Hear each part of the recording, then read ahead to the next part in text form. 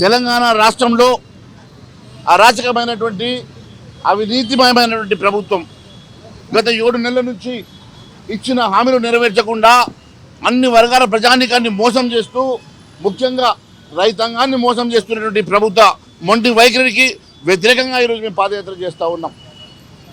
రాజ్యాంగంలో ఎన్నడూ లేని విధంగా ఇచ్చిన హామీలు నెరవేర్చకుండా కేవలం మాయమాటలు చెప్తున్నటువంటి ప్రభుత్వం 420 హామీలు ఇచ్చి ఏ ఒక్క హామీ నెరవేర్చలేనటువంటి ప్రభుత్వం. ఈరోజు కొత్తగా రుణమాఫీ చేస్తానని చెప్పి కొంతమంది మాత్రమే అది వర్తించే విధంగా ఆంక్షలు పెట్టి రైతన్నలను మోసం చేస్తున్న ప్రభుత్వం.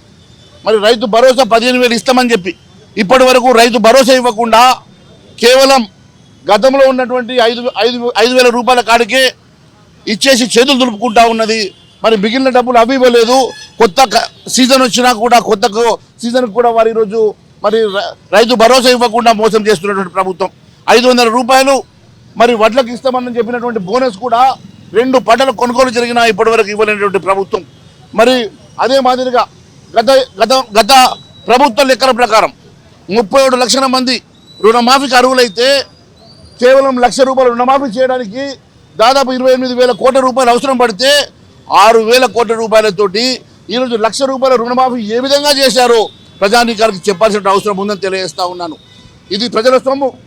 ఇది ప్రజల సొమ్మును మీరు పంచుతూ ఉన్నారు. ఏ రకంగా ఏ ప్రతిపాదిక మీద పారదర్శకంగా మీరు పంచాల్సినటువంటి డబ్బుని మీరు కేవలం పబ్లిక్ డొమైన్ ఎక్కడ పెట్టకుండా కనీసం బెనిఫిషియరీ లిస్ట్ కూడా చూపించకుండా ఇష్టానుసారంగా కేవలం 6,000 రూపాయలతో చేతులు దులుపుకునే కార్యక్రమం చేస్తూ ఉన్నారు. ఇది ప్రజా వ్యతిరేక విధానం కాదని అడుగుతా ఉన్నాను.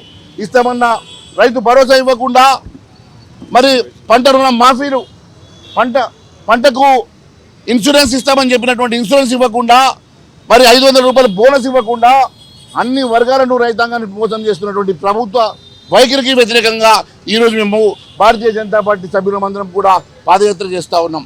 అంతేకాదు రాజ్యాంగ పరిరక్షణ చేయాల్సినటువంటి మరి అవసరం ఉన్నటువంటి తరుణంలో ఇష్టానుసారంగా ఒకవైపు ఎమ్మెల్యేలు కొనుగోలు చేస్తూ ఉన్నారు, మరోవైపు ఇచ్చిన హామీలు నెరవేర్చకుండా మరి ప్రజా వ్యతిరేక విధానాలకు మేము వ్యతిరేకంగా ఈరోజు ఈ పాదయాత్ర చేస్తూ ఉన్నామని తెలియజేస్తా ఉన్నాను. నమస్తే.